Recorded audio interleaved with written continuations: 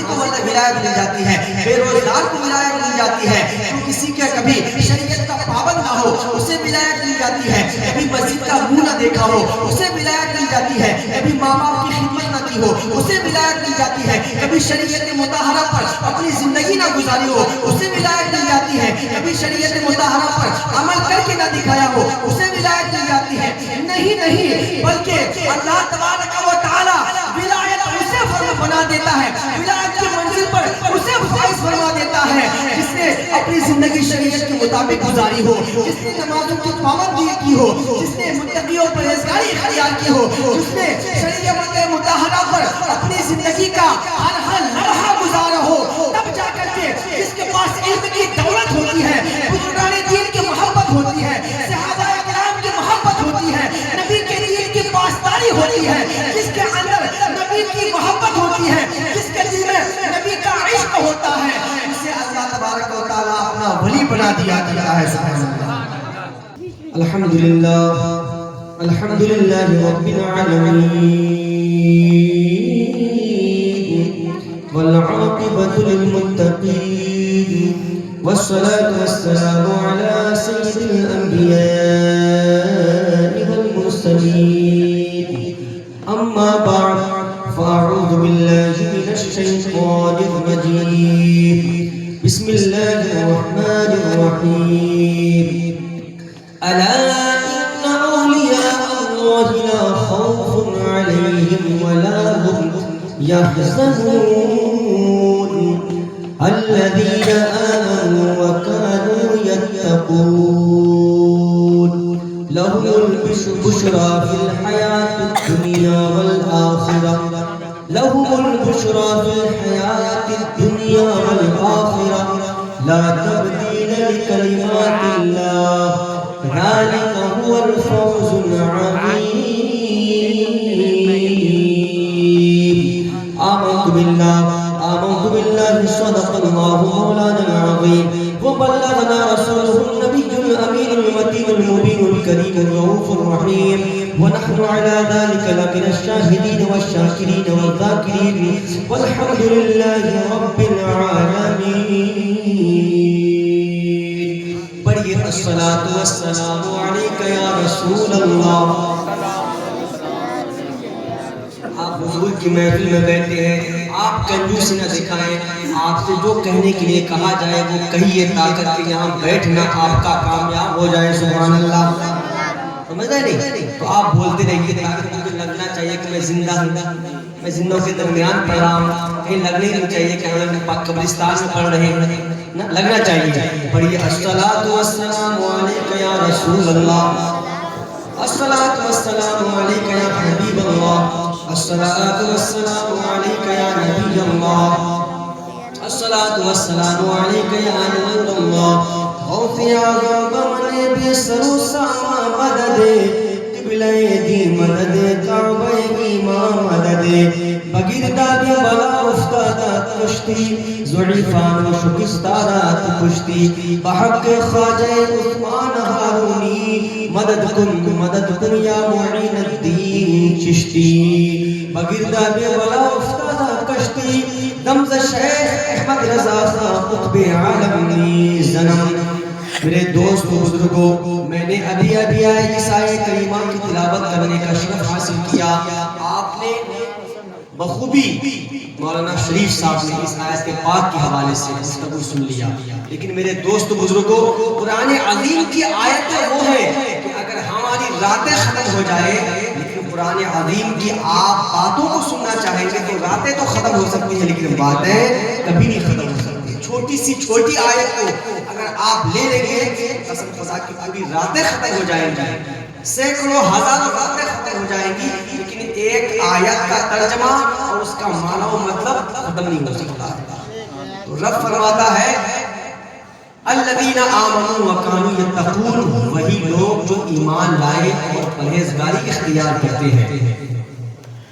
سمجھ رہے ہیں؟ لہم البشریٰ فی الحیاۃ الدنیا والآخرہ، ان کے لیے خوشخبری ہے دنیا کی زندگی اور آخرت میں اللہ کی باتوں میں کوئی تبدیلی نہیں، اور یہی بڑی کامیابی ہے سبحان اللہ۔ میرے دوست بزرگوں، قرآن عظیم میں اللہ رب العزت نے اولیاء کرام کا ذکر کیا ہے، بزرگان دین کا ذکر کیا ہے۔ کچھ عرض و معروض سے قبل آئیے ہم اور آپ ساری کائنات کے مرکزی عزیزت، ہم سب کے آقا، آقا دو جہاں، سرور کون مکان، جناب احمد مجتبیٰ محمد مصطفیٰ صلی اللہ تعالی علیہ وآلہ وسلم کے مقدس اور پاکیزہ بارگاہ میں درود و سلام کا ہدیہ پیش فرمائیں، محبت کے ساتھ پڑھیں۔ مولایا صلی وسلم دائما ابدا علی حبیبک خیر الخلق کلہم۔ ایک مرتبہ اور پڑھ لیجیے، اللہم صلی علی سیدنا شفیعنا حبیبنا کریمنا و مولانا محمد وعلی آل سیدنا و مولانا محمد مبارک وسلم صلی علیہ صلاۃ و سلام علیک یا سیدی یا رسول اللہ صلی اللہ تعالی علیہ وسلم۔ شاعر کہتا ہے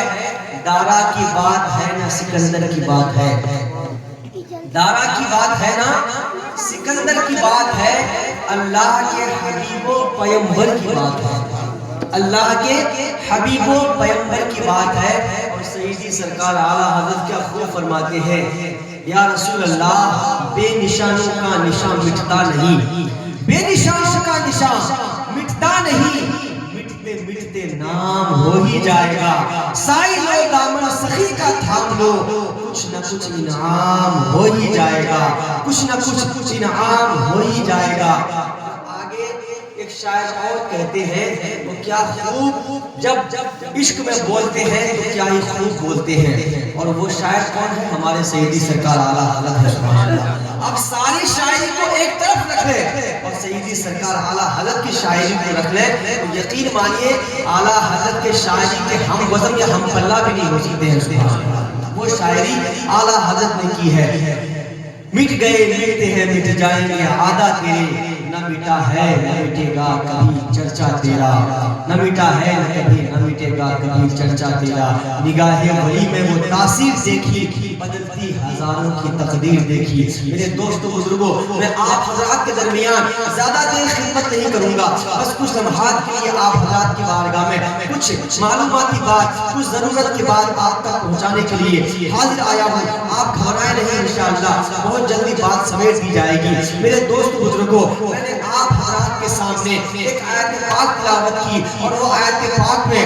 اللہ تبارک و تعالی بزرگان دین کا ذکر فرما رہا ہے، اولیاء کاملین کا ذکر فرما رہا ہے۔ میرے دوست بزرگوں، ولی وہ ہوتا ہے جسے اللہ پاک چن لیتا ہے، اسے اللہ پاک اپنا ولی بنا دیا کرتا ہے سبحان اللہ۔ میرے دوست بزرگوں، ذکر پاک اللہ تبارک و تعالی قرآن مجید میں اولیاء کرام کا ذکر فرما رہا ہے، اپنے محبوبین بندوں کا ذکر فرما رہا ہے۔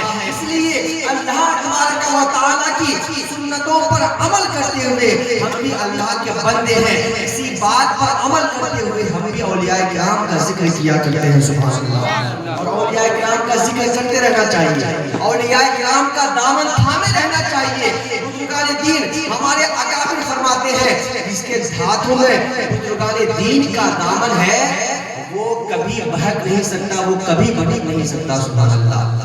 اولیاء کرام کے دامن کو آپ تھامے رکھیے۔ دامن کے تھامنے کا مطلب یہ ہے کہ بزرگان دین جس طریقے پر چل کر کے اپنی زندگی گزاری ہے، میرے دوستو آپ بھی ان کی زندگی پر رہ کر کے ان کے زندگی کے طریقے پر عمل کرتے ہوئے اگر آپ کی بھی زندگی گزر رہی ہے تو پھر آپ سمجھیے آپ کی زندگی کامیاب گزر رہی ہے سبحان اللہ۔ میرے دوستو، اللہ پاک جسے اپنا ولی بنا دینا چاہتا ہے، اللہ پاک جسے اپنا ولی بناتا ہے، اسے ہزاروں لوگوں میں تنہا تنہا چن لیا کرتا ہے سبحان اللہ۔ ایسے ویسے کسی کو ولایت نہیں ملتی ہے۔ ہم اور آپ نے کیا سمجھا کہ کسی کو بھی ولایت مل جاتی ہے، 10 انگوٹھی پہننے والوں کو ولایت مل جاتی ہے، بے نماز۔ ہم اور آپ نے کیا سمجھا کہ ایسے اہل غیرت کو ولی بنا دیا جاتا ہے؟ نہیں، بلکہ جس کے اندر اتقاء ہو، جس کے اندر پرہیزگاری ہو، جس کے اندر دین کی پاسداری ہو، تو بڑا نیک بندہ ہوا کرتا ہے، تب اللہ تبارک و تعالیٰ اسے ولایت کی منزل عطا فرماتا ہے سبحان اللہ۔ میرے دوستو بزرگوں، آج ہم ولیوں کا ذکر کرتے ہیں، کچھ لوگوں کو جلن ہوتی ہے، پرن ہوتی ہے کہ کیا خلیل نواز کا ذکر کرتے ہیں، کیا خواجہ کا ذکر کرتے ہیں، کیا غوث پاک کا ذکر کرتے ہیں، کیا محبوب پاک کا ذکر کرتے ہیں، کیا اعلیٰ حضرت کا ذکر کرتے ہیں, کیا مفتی اعظم کا ذکر کرتے ہیں, کیا تاج الشریعہ کا ذکر کرتے ہیں, ہم ولیوں کا ذکر ہم کرتے ہیں, لیکن درد کسی اور کو ہوتا ہے, جلن کسی اور کو ہوتی ہے, حسد کسی اور کو ہوتی ہے. میرے دوستوں بزرگوں, یاد رکھنا کہ جس کے ہاتھوں میں اولیاء کرام کا دامن ہوتا ہے, یقین جانیے نہ تو وہ یہاں پھینکے گا, نہ تو وہ یہاں پہ مددگار ہوگا, بلکہ یہاں بھی کامیاب ہوگا. جس کے ہاتھوں میں اولیاء کرام کا دامن ہوگا, قسم خدا کی یہاں بھی وہ کامیاب ہوگا. کل میدان محشر میں انہی اولیاء کرام کے جھنڈے کے سائے تلے وہ کھڑا ہوگا. سبحان اللہ. میرے دوستوں بزرگوں, جو ولیوں سے محبت نہیں کرتا, جو ولیوں کو نہیں مانتا ہے, وہ دنیا میں ایسے ہی بھٹکتا ہے جیسا کہ کسی بیابان جنگل میں, کسی اندھیری رات میں انسان بھٹکتا ہے. وہ انسان ایسی ہی دنیا میں بھٹکتا ہے جو ولیوں کو برا بھلا کہتا ہے اور ولیوں سے محبت نہیں کرتا. ولیوں کو جو نہیں مانتا ہے, جو صرف اللہ ہی کو مانتا ہے اور اللہ کے علاوہ کسی کو نہیں مانتا, وہ دنیا میں ایسی ہی بھٹکتا ہے کہ جیسا انسان کسی بیابان جنگل میں نکل گیا, اندھیری رات ہے اور وہ اندھیرے میں اس کو راستہ نہیں مل رہا ہے کہ ہم گھر کیسے جائیں, اپنا گھر کا پتہ کیسے معلوم کریں, ہمارے گھر کا راستہ کیا ہے. وہ بھٹکتا رہتا ہے, بہکتا رہتا ہے, اسے معلوم نہیں چلتا.